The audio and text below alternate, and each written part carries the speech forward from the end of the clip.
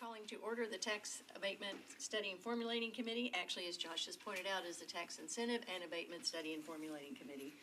And somewhere along the line, somebody complained about the length of that. We are looking at what we think is very close to the final draft. That's to be determined by this group, hopefully. I do not detect a quorum at this point, but we will go ahead and begin our discussion of the final draft that was sent out this morning. And then we will make arrangements to get a quorum together so that we can finally vote on our full recommendations as we need to. So welcome to Bob Mendez joining us. I'm glad you're here, and you're certainly a good person to look at this from the viewpoint of how does this pick up from the TIF study that was done earlier. And did we pay enough homage to it in here? You're welcome to come back and say later if we should add a few more sentences or not. So. If I may, I do have a comment or a request from the mayor, a question from the mayor's office. And Councilmember Allen, you and I have talked on and off for several years about there being sort of two parts. One, what are the desired uses? But then secondly, the one that I've, as a council member, been kind of annoying about was the coming up with some way to measure how much is too much, what's the metric. Right. So we know as a city on a multi-year time horizon where we're at. And I've personally never done the research, but I believe there are metrics that might go off of percent of revenue, percent of operating budget, where like clearly you wouldn't want tax incentives to use up half the city's revenue, but is the right number 2%, 5%, to have a target?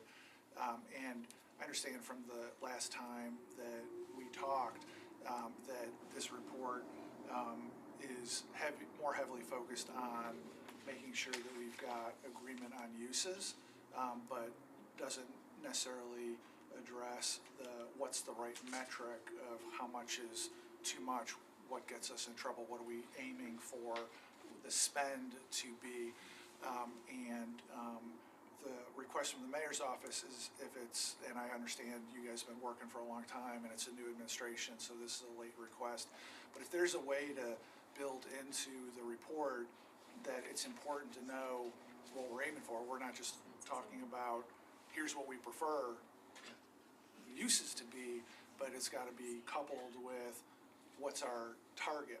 And this is timely because after the last term, we more than quadrupled the amount of tax incentive money with the Oracle TIF and with other large projects that are coming. Like, we need to know as a city what that metric is. And so that's the request from the mayor's office, is if it's not too late for y'all's work to blend that into the mix somehow, that we need to figure out what the metric we're using is. So I will say it is absolutely addressed in here. It is not answered. I mean, we referred to it in several different places that we need to look at, the respective caps. And then you will recognize a table in the back that drew heavily upon one that you came up with, and has just kind of tried to add the last couple of years. It says, here's what the caps on some of these are, and if you add all these caps together, here's what it adds up to, and here's what the metro budget looks like. Where are we headed? So, and I apologize for not. And I will. Full disclosure, you were seeing this for the first time, so we welcome your input, and I will apologize for not getting it to you early. So, okay. So we know where we're coming from on that. So that's covered in the recommendations? So the recommendations are to have set up a schedule for a periodic review of each type, and to review the community values that are being put forth by each one of those, and then determine what the cap, if any, should be. We sort of at one point tried to decide, and Mick, I'll let you chime in on this. Can we say 5% is the right number? And I think we kind of got to the point of saying, this group probably doesn't know enough to do that, but we can absolutely recommend that calculation be done. If there are thoughts on, or if anybody has any comparisons of best practices from other cities, we only got as far as saying, let's at least look at it with respect to how it looks compared to the overall operating budget and what chunk of it is it, because as you pointed out, we've never even done that per se. So that's where we are at this point, but if there are suggestions on how to come up with that number, I'll bring more cookies if we can. So I think part of, we did discuss it, I think what's hard is, we were definitely for caps on individual programs, especially when they're starting out, maybe further on too.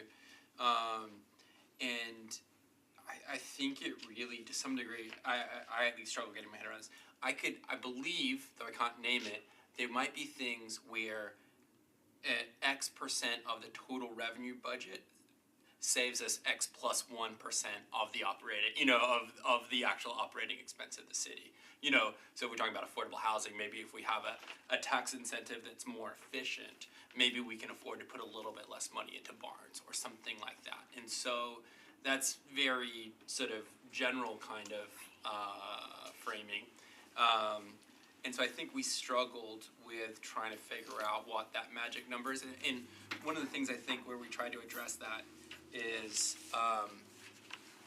say, let's continue this trend towards achieving specific goals with tax incentives that reflect community needs, and the more general sort of Dell comparison, where it's just like economic development, maybe for economic development's sake, is probably something that our city has, at least over the last 10 years, sort of outgrowing that kind of approach, and we should be focusing on things that the community really needs.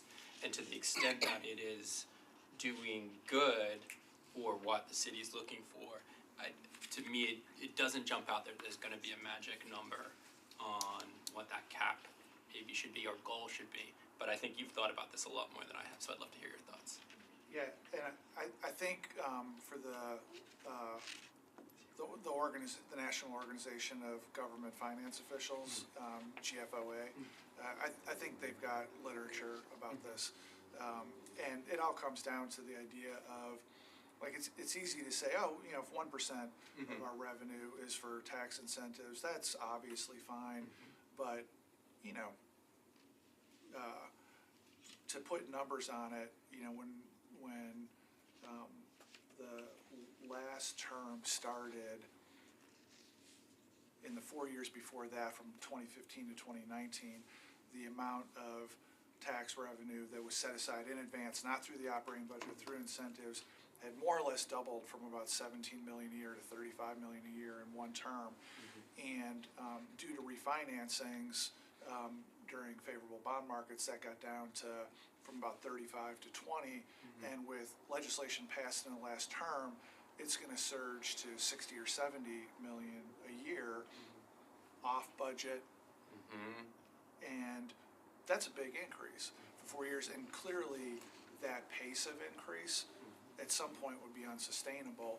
And I think GFOA or other government finance official literature could at least benchmark what that should be. Like, gee, if you get to 10%, like, I don't know what the number is, but clearly there's a point, if you were going to triple it every term, at some point that's not sustainable.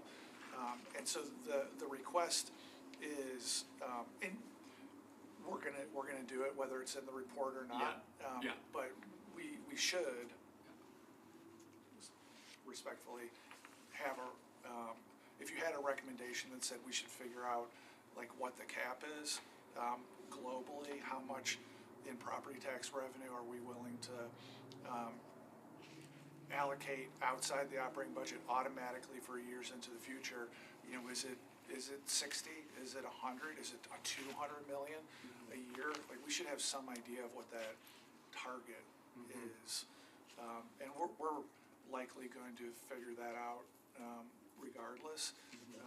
And so that's the basis of the request, if there's an appropriate recommendation that y'all want to think about. And I will say, I'm on the GFOA website right now, and they do have, under best practices, establishing an economic development incentive policy. So it may be digging further into that will give us some more information on that. We also have one TIF and other things like that, so we can, Yeah, and that's, if you dig further into those materials, like, it is appropriate for a city to know, I'm gonna make up numbers, but if the number were 5% of revenue, then somebody could say, oh, here's a schedule of the next 10 years, looks like we're today at 3% and headed to 6%, that would mean, I guess we stop. Whereas if we're at 1% headed to 2.5%, we got headroom to do more and still be within best practices. fair enough. And I totally, like, I couldn't come up with the right number. We believe through that research there is a metric that would be appropriate, and we don't have one. But I think that's for people who are more subject matter experts than I am, for sure. And I will say, I mean, part of your TIF study ultimately ended up in hiring experts to do a deeper dive into part of that and come up with some very specific numbers on just showing economic benefit and stuff like that. So Yeah, and are we go ahead. are we at that point, I guess is my question, or I think the finance department could make a recommendation about this, which is how we intend to do it. Because, again, because East Bank has the risk of, which we all inherited, it is a thing. We are going to build an East Bank and a football stadium. It's not free. It's going to cost a lot of money. It is a really important thing for us to know, like, what is our headroom for tax incentives? Are we prepared to use the remaining headroom to build a new neighborhood on the East Bank? How, knowing probably that not. might limit the ability to increase pilot for low-income housing tax credit, which has been very And which is why I think this conversation, the mayor's office thinks this conversation is at a point where we should know what the best practice is about how much of our tax revenue is going to be pre-spoken for years to come, no operating budget, completely dedicated. We should know that's how much headroom we have within best practices, so we can decide, do we have headroom to build an East Bank and do the other things that y'all have got as draft recommendations, or do we have to make choices? We don't know today, because we don't have a good sense of what that headroom is and still be within best practices. right. Well, I will volunteer to sit down with finance director and curl up with GFOA and. And I'm happy to join that Okay. conversation. Okay. I think that does mean there might be one more meeting. How many committee members do we have? We do have a quorum now. Although you could recommend that it get figured out. Yeah. Okay. Well, let's put that down as an action item, and as we finish our discussion, we'll figure out how we want to proceed with that. And I will throw out one other thing that, as I read this ultimate version, thought, one thing that I have, when I have been approached about a big project and we've gotten the information from often an economics professor at the University of Tennessee that says, we think this economic incentive will create this much economic activity and these many jobs and all that. And I have always said, great, what did the last one actually end up doing compared to what you said it was? And no one ever comes back and does that. Yeah. And so that is not a recommendation that we've put in here at this point, but I sort of woke up in the night and thought, oh yeah, maybe this is the place to put that recommendation. So I'm just trying to think out loud. I mean, often those are things like job grants or other things. Not all of these are going to actually create economic activity, but some of them theoretically will. So would it be appropriate to add as a caveat to, I mean, I think we make a statement in there about continuing to support community values like affordable housing and childcare and grocery stores, as opposed to, quote, economic development, which is harder to quantify. Yeah, that's, I think. And I'm thinking, actually, it's not. I just think we do need to come back and quantify it. Or, I mean, we do require annual reports on these. There's a dashboard that has to be updated, but perhaps we can refine one of those recommendations to just be a little bit more specific about. And again, I might need a reality check here from some budget people, or some tax people, on what's a realistic set of information to require. But I would just love to go back now before we look at yet another possible sports deal, and say, let's go back and look at the ballpark. Did it actually produce what we said it was going to? Let's go back and look at, I think soccer may be a different story, but right now we get all those predictions on the front end, and then we never get the reality. Later, did it pan out like we said it was going to? So I'm not sure what that wording looks like, but Yeah. I don't know if you can put metrics in on the back end of deals we've already done. Mm-hmm. I keep threatening, and Bob is much better threatener than I am, but I always threaten to say, well, I don't want to vote for this if I don't know, how the last one turned out, and why won't you tell me that? And then things get brushed out of the way, and I never get that information that I'm asking for. So is there just a general statement that might be made at the end of that? Economic things are hard to quantify. Somehow we do it on the front end, so can we do it on the back but I think if we have the history of what has already taken place, you can make a guess. Yeah. Of some type.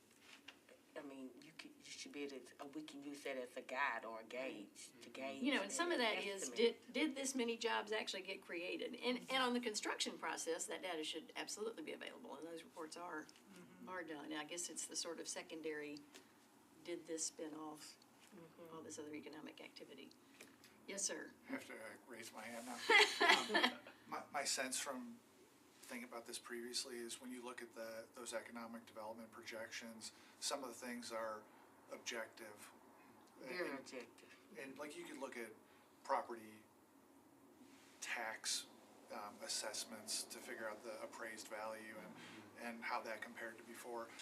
But the big wild card that is almost impossible to get good data on is sales tax, because we as a city don't get data on a parcel by parcel basis for sales tax. It's lumped in, and so you can tell whether sales tax has gone up in a very large area. You can't figure out what sales tax comes in from micro, small area, and usually those reports have, and then certainly the secondary spending numbers where there's going to be hotels, and you bought lunch while you were staying at the hotel, so that's economic activity too. That stuff is I think essentially impossible to track. So I think part of the Which is the answer I've always gotten, which is why I have not let that hold things up. But is there any piece of that we can ask for, or is it truly that hard to quantify? I threw that question out there.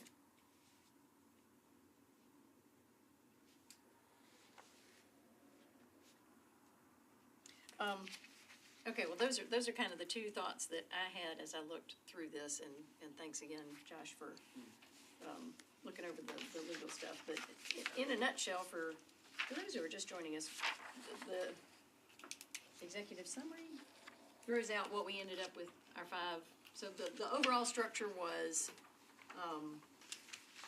we described the basic tools that are out there, which are basically TIF and pilots of several different flavors, and there's now a historic tax abatement, and there's also state legislation creating the possibility of transit-oriented development. We just haven't figured out how to do it in a way that we've figured the numbers on. So we described those, and then we went back and had the section that Fiona just worked on that sort of compiled our comments on how well those are working and where we see gaps and things like that, and then we ultimately ended up with our 5 recommendations, one of which was to evaluate gaps, but I think one day before you got here, Councilmember James what am I supposed to call you now, Director, Economic Director Bob Mendez? is fine. Director Mendez, had suggested that, Developer man? yeah. That we maybe rely on the GFOA best practices summaries to try to, be a little more specific rather than just saying we recommend looking at caps from time to time to still try to put some kind of a, framework around a global cap. Just knowing there's some big things coming down the road and knowing that, I mean, the one thing that I think we as a group discovered is, the pilot for low-income housing tax credit is about to be bumped up against. Right. And there's more of that money becoming available, and it has been meaningful in Nashville. So, will we ultimately have to make some choices of bumping that one up to the detriment of not bumping another one up? If we put a global cap on, and Mick has raised, I think, a valid point of if the things that we are now incentivizing are, in some quantitative and qualitative ways, spending money on social issues that we're mitigating, Yeah. then do we take that into account in the calculation of the cap? And that, I was just thought of a more specific example. If we use tax incentives to help create permanent supportive housing that helps house people who are otherwise, Jails and from a, emergency rooms. from a moral perspective, not great, but also costing the city money in a variety of ways. That might be an area where there is a sort of,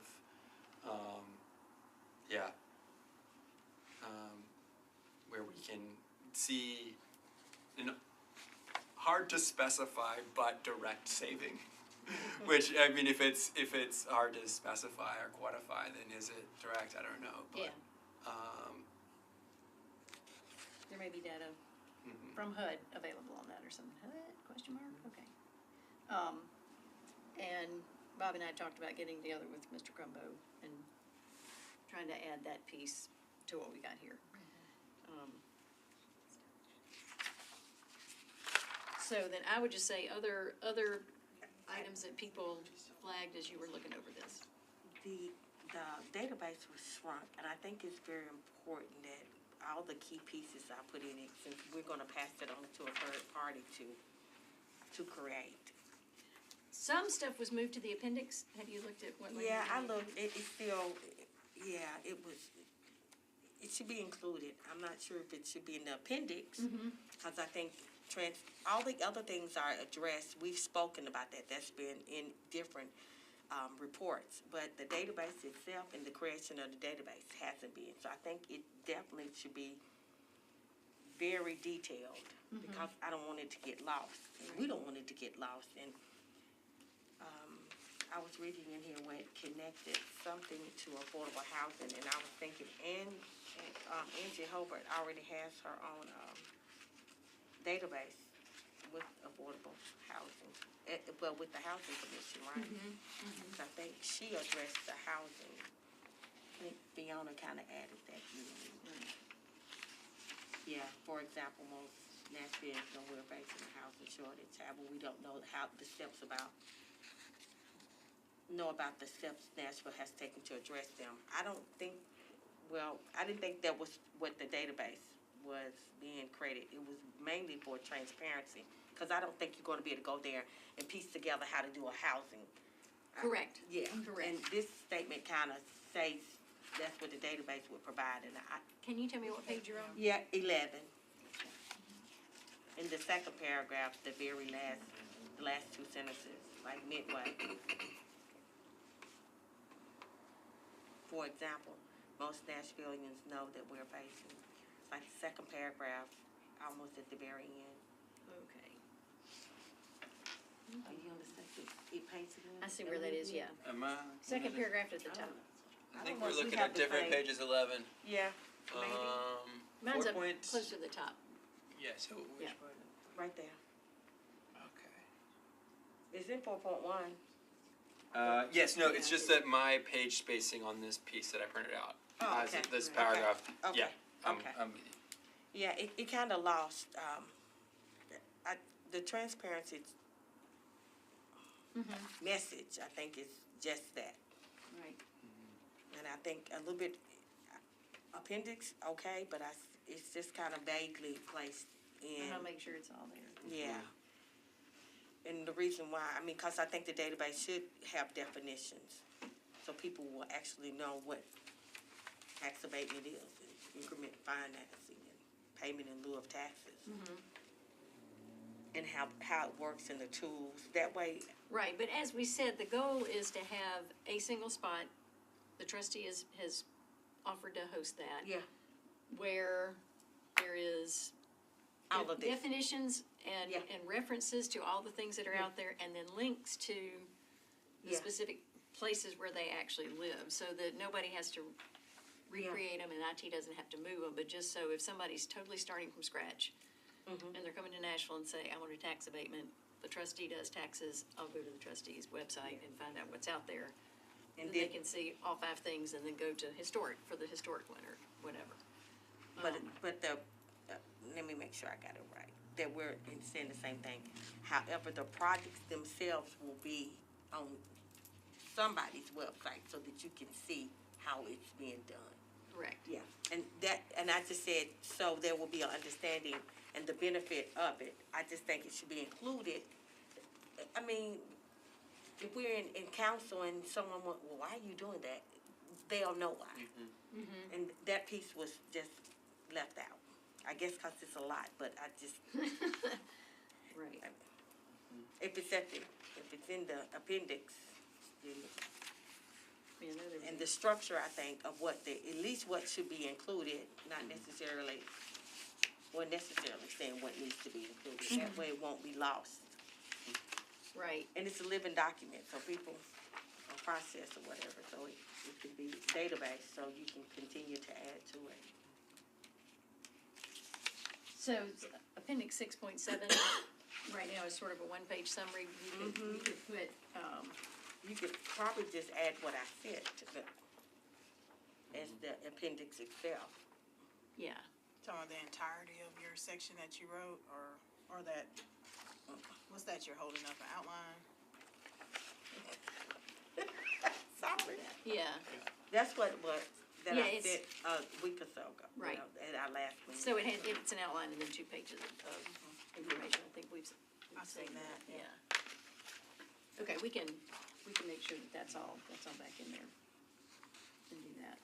And just take the for example out, because I don't think that pertains, unless you all think it does. I didn't think it did.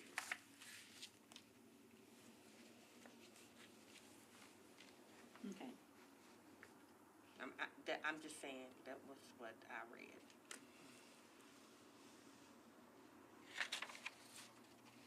Got it, we can do that. Okay, and then Councilmember Toombs, you had several items about sort of looking at different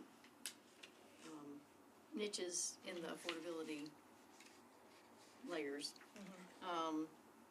And then just, figuring out why some of the development districts have not been invested in as opposed to others, so, those items now appear in that middle section and then again in the recommendations. So are you comfortable with how that got reshuffled? It looks fine to me. Okay. Look at that. And then Mick, you had sort of distilled the recommendations into the 5 that we ended up with. I think that was kind of your biggest thing, so. What page are you Well, I That was shows just, up executive summary and then. yeah. Yeah, okay. I think, let's see, that looked pretty ready from my perspective. I just thought on the low-income housing tax credit pilot bullet point, this might have been my language before, so maybe just correcting myself here, but I would say, pretty obvious as well, raise the cap and lengthen the term of potential pilots beyond 10 years for hard-to-finance projects like permanent supportive housing. Rather than term on this program project. Maybe that means the same thing from a technical perspective, but for me, it doesn't necessarily, maybe we can make that point more clearly. Gotcha. So this is gonna appear in the executive summary, And then at the at end of the the end, that was the recommendations. one where I think, the recommendation here is, So probably in the section where we talk about the issues, before we get to just the conclusions and recommendations, which are also pretty short, there's the opportunity just. to put more detail in. Yeah, just to sort of, I think it's not really a budget change, it's more just right now we've got strict guidance that it's a 10-year pilot, but there's some projects that are gonna, if we want them to happen, are gonna potentially need longer pilots to Right. help make them happen. So let's work our way through real quick for that. Section 4 is where we kind of assess things. So in the section on section 4, 4.3 is ongoing incentive program review. We talked about that. 4.4 is where we talk about the low-income housing tax credit pilot. I think that's, the opportunity to be very specific. Yeah, and lengthen the So- term of these pilots for particularly hard to finance projects. That, I think, captures it. And so we could just borrow that language for the executive summary Okay. piece. Can't be raised on pilots for developments and lengthening the term of these pilots for particularly hard to finance developments. Okay. That's enough said about it. I think that to me just sort of captures it. But you wanna see it pulled out both in the conclusions and recommendations, which should be section 5. Let's see, conclusions and recommendations. Yes, I think it was repeated here. Yeah, lengthen the term, yeah, so that's the same language again. So yeah, if we could just say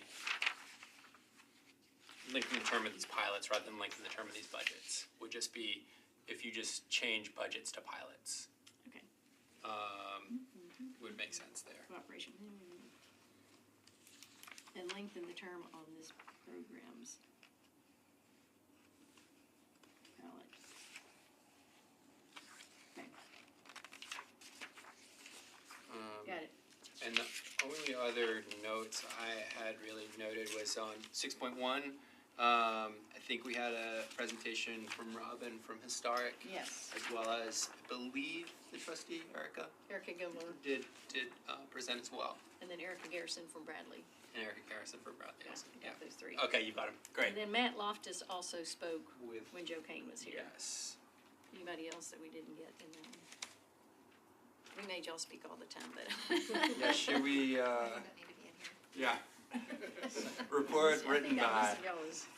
Not me. Faithful support team.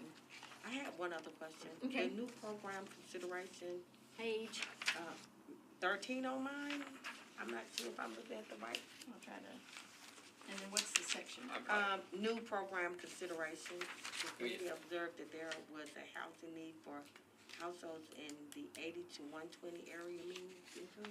Did we talk That's area median income, isn't it? Yeah. Yeah, median, yeah. Did we talk about that? Did I miss that? That was an issue that Councilmember Toombs brought up several Okay. times. Okay.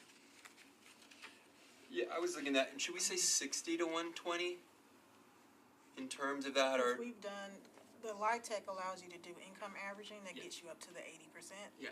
So it's really that 80 to 120 that falls through the See, cracks.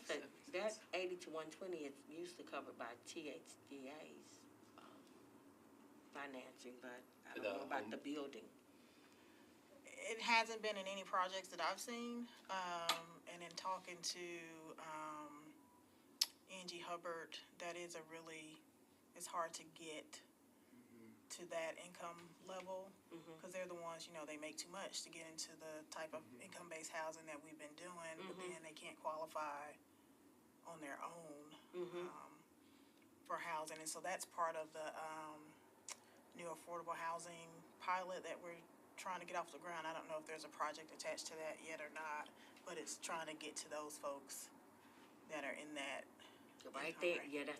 yeah, yeah. So we're gonna, okay, so just to, maybe a pilot program to assist in that as well. Okay. Yeah, because right now, the mixed income pilot ended up being focused on the deeply affordable, which Right. is a huge need. Right, right. For sure on that one. Got it.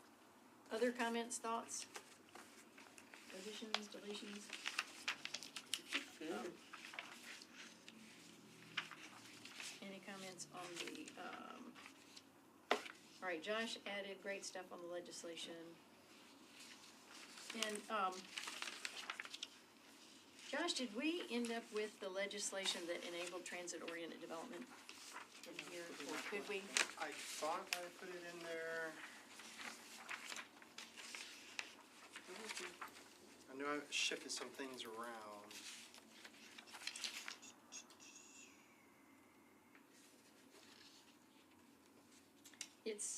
It's scratched out, but maybe that's because you put it into something else. It's in instrument TIF 6.3, first big box, the last sub box in the TIF, TCA 132701. There it is, okay. Yes, yes, thank you. I wonder if we can make that,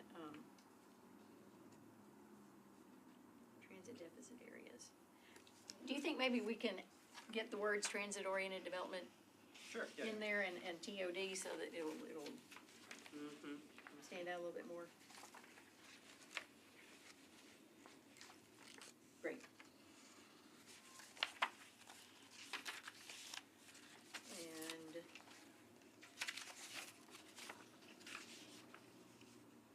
so we've got the IDB tip, and then just looking at some of the tables that we put in here, provided by MDHA and reference records.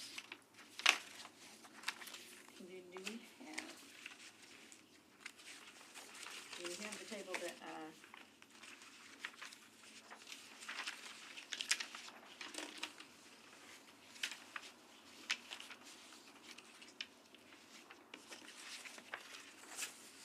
I think the So one let that me I ask you this picked- question. Yes. Berkeley. When you were saying looking historically, is the suggestion that we would look at, like, historically, the outstanding TIF loans right now and see how they're performing, or the ones that have already closed down? many of these, Bob, you can help me remember, that there are certain types of these where we get a report from, again, this economics professor who says, if we do this, it will spawn this much, economic Yeah, I read activity, that. and therefore it pays for itself.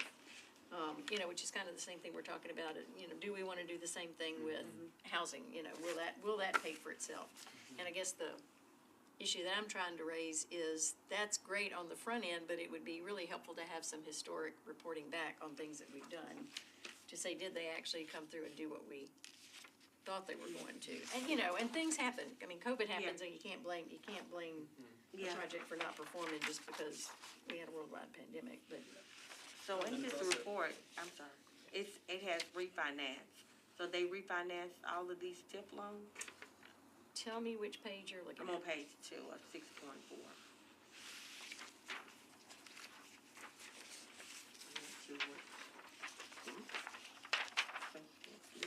Long sheets. The loan sheet, I'm sorry. Oh, I think I don't remember this, you might remember this, MDHA refinanced a bunch of the outstanding TIF debt in, So did it start all over again? No, but when No. the interest rates were so low, it was very advantageous to. Yeah, During- okay, but it kept the term, it just changed the We rate. kept the end point of the term, yeah. Right, during COVID, finance and MDHA refinanced literally all the TIF loans to keep the same term and lower rate to achieve a savings. Oh, yeah, that's good. Okay. Yeah, and it was good. I don't see the nifty table that I had, picked up on from Councilman Menendez. It needs to be added back in here, which showed all the different types of things and where we've gotten to now and where we're headed, because I thought that was a very helpful way to look at, and that sort of makes your point. 10 years ago, it was, the whole total on everything we were doing added up to 0.01% of the budget, and now it's moved closer to that, so, I will pull that back out and get that one back in there.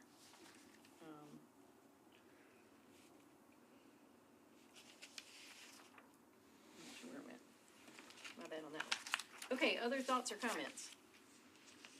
So, marching orders are,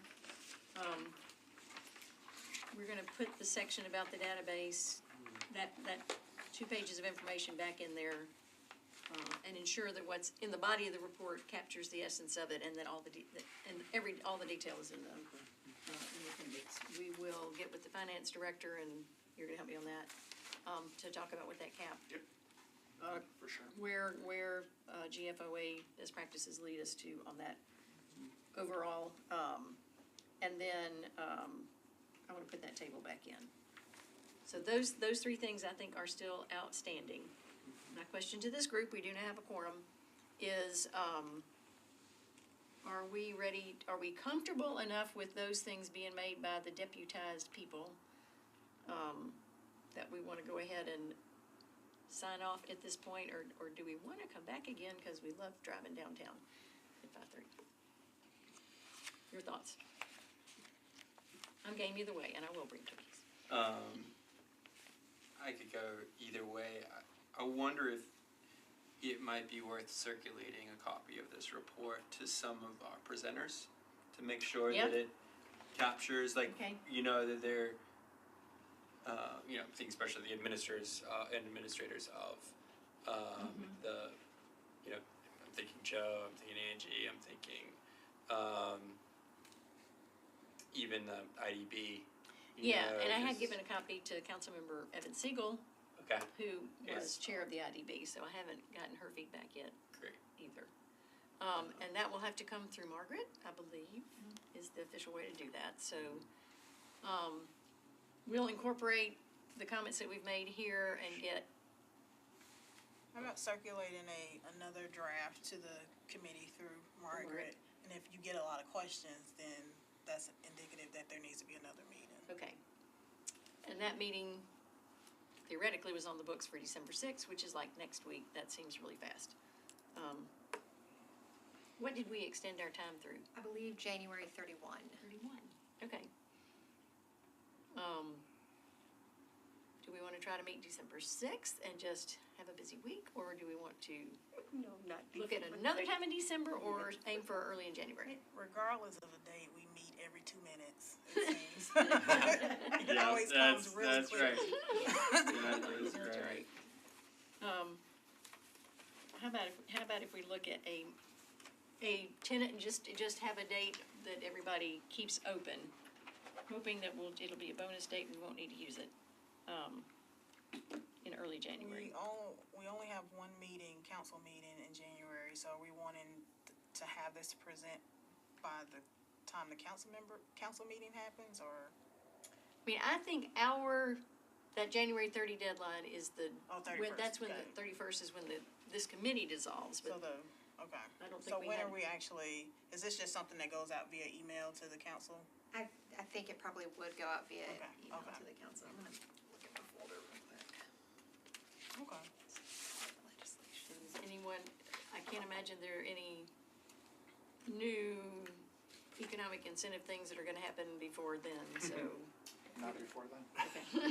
Probably conversations, I Okay, would great. imagine. Stay tuned. So maybe the second week in January? Let's do that. Okay, 10th or something. January 10.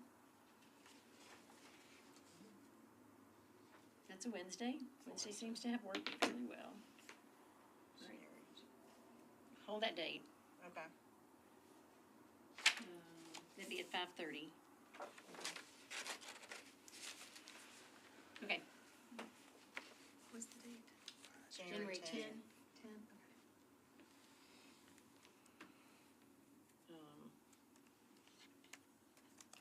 Wrap-up meeting. You could just bring these cookies back. I don't think so. New cookies for the new year. Okay. January 10.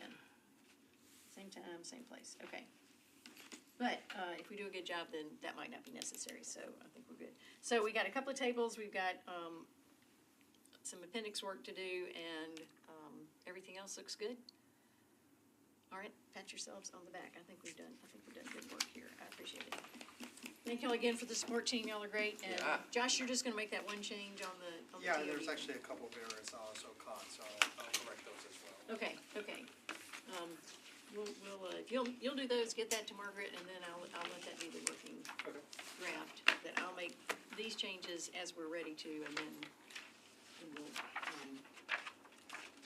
put a clean draft. We'll kind of do those two things and put that draft back on the SharePoint. Sound like a plan?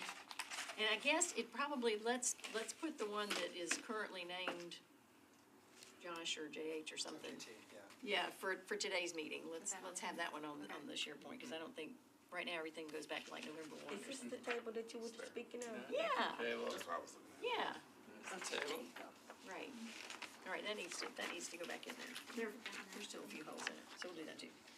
Cool, all right, well, glad to have a new visitor. If there are no other items of business, we are adjourned.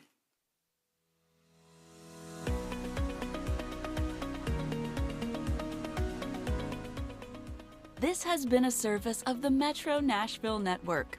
If you would like to see this presentation again, or for more information on this and other programs, visit nashville.gov.